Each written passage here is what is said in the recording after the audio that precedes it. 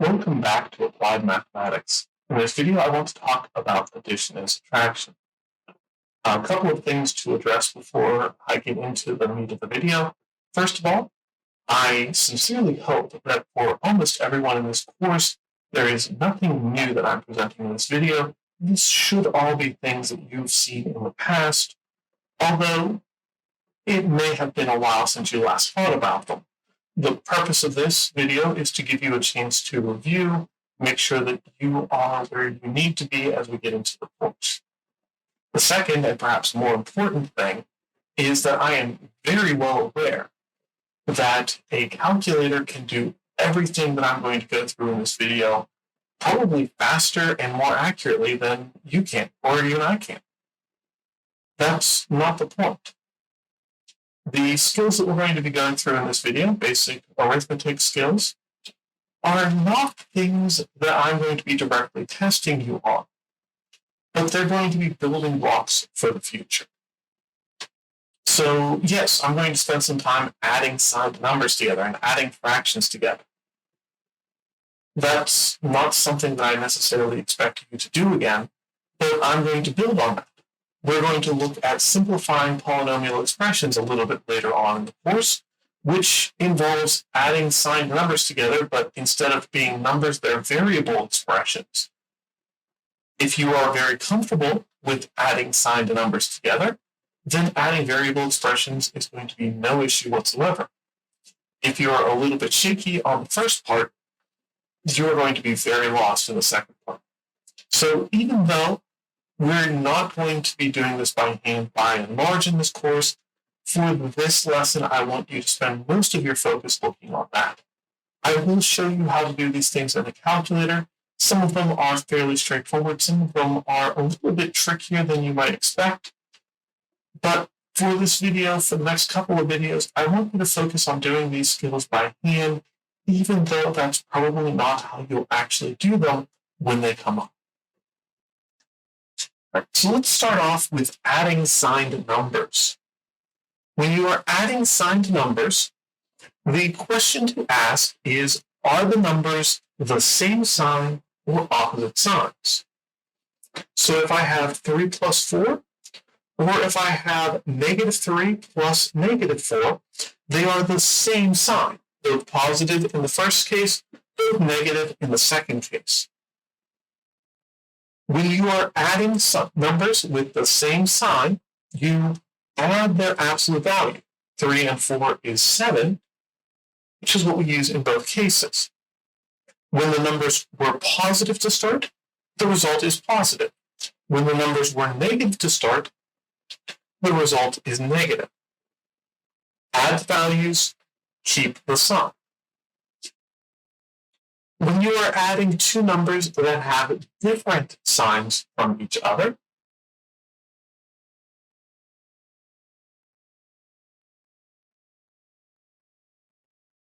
the question instead becomes which one is bigger. In -3 plus 4, 4 is bigger and is the positive value. So the result will come out as a positive number. In 3 plus -4, 4 is bigger and it's the negative value. So we will get the negative result in this one. Right? It's not which one comes first or second, it's which one is the bigger value. Then once you've established that, subtract the bigger value minus the smaller value. 4 minus 3 is 1, so we get positive 1 here and negative 1 there.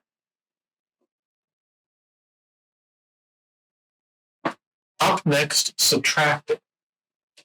When you are subtracting signed numbers, I'm going to start off with the simple case of positive values. 3 minus 4. Leave the number on the left alone. Rewrite subtraction as addition and take the opposite of the number on the right. 3 minus 4 is the same thing as 3 plus -4, which we just solved. It's still -1. That gets a little bit tricky when the second value is already negative. 3 minus -4. Leave the value on the left alone. Change subtraction to addition. Take the opposite of the number on the right. The opposite of -4 is +4. 3 plus 4, 7. The last thing that I want to point out is that this process works, even for the ones that you wouldn't think you have to do this on. Right? These two examples have been things that without the idea of subtracting signed numbers, we wouldn't have been able to do. 4 minus 3, on the other hand, we know it's 1. We don't have to think about it. But following the rules, leave the 1 on the left alone, change subtraction to addition, take the opposite of the number on the right, 4 plus -3, that's that one. That comes out as +1, exactly what we expected. Do you have to write that second step out if you're doing this? No, absolutely not. These numbers are pretty easy. I expect that you could do this in your head. I expect that you don't have to write this down in any of these cases. If it's been a while since you've looked at this sort of an idea, it might be worth taking the time to write that intermediate step out in the first couple of problems. Make sure you remember what you're doing. Make sure you know how it works. As we go onward in the course, as we look at more complicated examples, excuse me. As we look at more complicated examples, that middle step is going to become more important. For right now, if you don't need it, don't write it. I'm not picky about that sort of thing.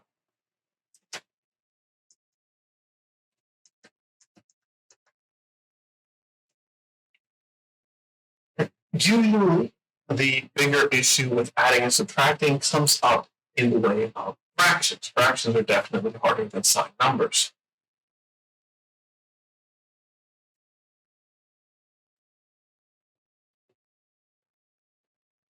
If you are adding two fractions that are already like, that is to say they already have the same denominator, 7 in this case, you can simply add across the numerator.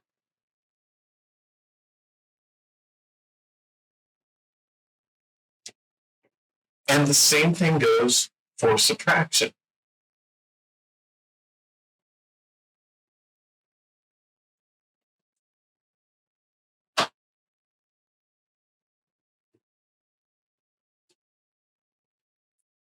I wanted to do an example that would give us a negative value while we're at it. There are two schools of thought for how to deal with negative fractions. I personally like to leave the negative in the numerator of the fraction. I know other mathematicians who prefer seeing the negative in front and write the fraction like that. They are both equally correct in my eyes. One thing that you should not do is put the negative in the denominator of the fraction. We'll talk more about that in a future video. But I'll tend to leave my responses looking more like that. If you want to leave it like that instead, that's perfectly fine. I don't want to see any arguments or debates about which one is right. They are both 100% correct.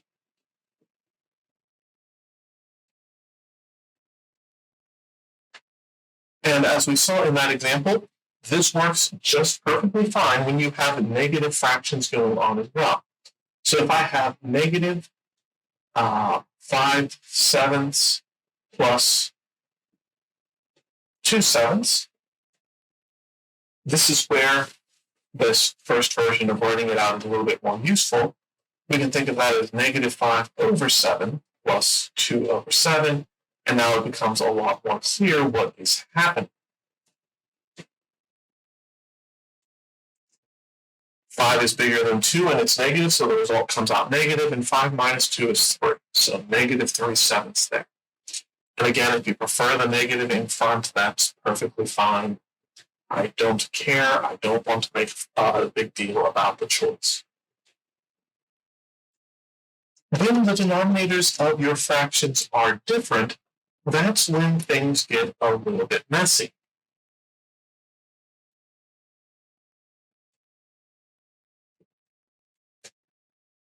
Say I want to add 1/2 plus 1/3.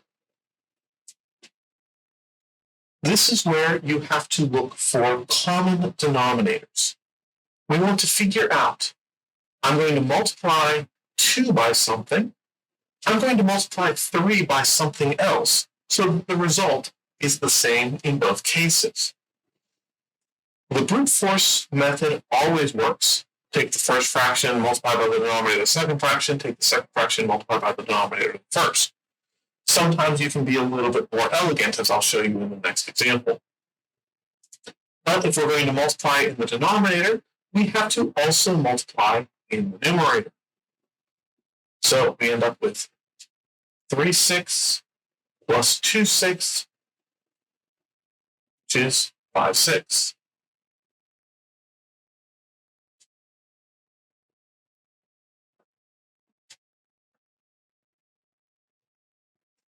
Another example here, if I have 5/8 plus 5/12,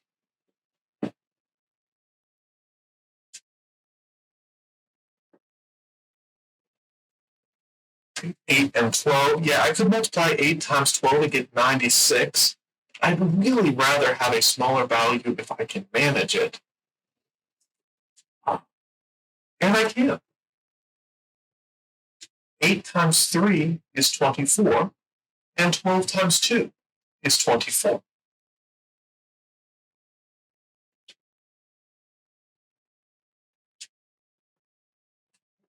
So I get 15 over 24 plus 10 over 24, which comes out as 25 over 24.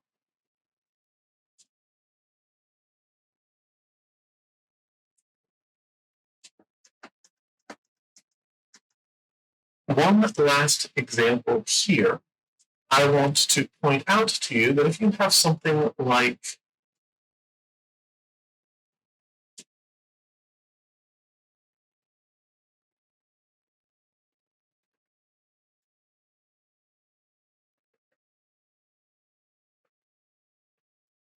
say 5, that's a terrible example. That makes a little bit more sense. 5/12 plus 1/12. This is easy mode. We have common denominators already. We don't have to do anything to prep. We can just add across the numerator and get 6 over 12. And in this case, wait a second, 6 and 12 have a common factor.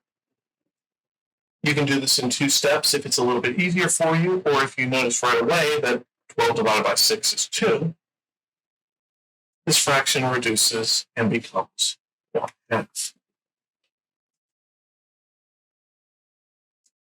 The last thing that I want to look at in this video is working with calculators and performing these operations. My calculator has a nice fraction button right here. So if I push the fraction button, it's going to put a prototype of a fraction on the screen. I can type in my 5 in the numerator. I can use the down arrow on my calculator to type in a 12 in the denominator. I can use the right arrow on my calculator to get out of that fraction, put in my plus sign, my second fraction, 1 over 12, hit enter, and it comes up with the result for me. Like I said at the beginning of the video, there is nothing that we are talking about in this lesson that a calculator cannot do on its own. That doesn't mean that I don't want you to be able to do it by hand, but I do want you to know how a calculator works as well. Most of the computations we do in this course are going to involve really ugly numbers that I don't want to do by hand. It's going to take way too long to do by hand. We're going to be very grateful to have a calculator that does it for us. But when we have simple numbers, it's a nice chance to practice, make sure that our work, our computation by hand is there, and everything works fine. The last thing that I want to mention is signed numbers. On a calculator, signed numbers can be really tricky because there's a couple of different ways that you might want to go about it. You're not required to have the same calculator that I do. If you have a different calculator and you are looking for specific help, shoot me an email. I might know the calculator. I might even have one of those calculators laying around. On this calculator, the negative key is down here. The subtraction key is up here. They are different, even though when we write them out by hand, they look the same. So if I want to type in -3 minus -4, I have to make sure that I'm using the negative key and the subtraction key, and you'll notice on the screen they look slightly different. But we saw earlier, -3 minus -4 is -3 plus 4, which is +1. So no surprises there. We did get the result we're expecting to.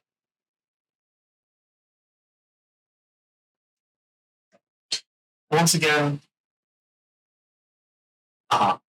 being able to do these simple calculations by hand, definitely important.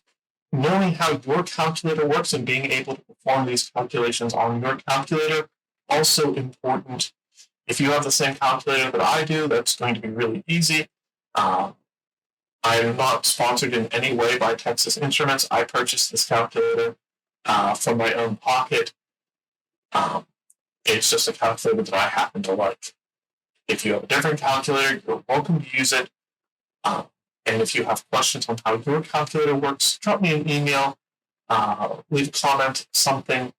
I might have a copy of that calculator laying around. I'm happy to film extra videos showing you how to do specific things on a calculator if you can't figure it out on your own. With that, I think that's enough to wrap up for this video. As always, thank you for joining me. I'll see you next time.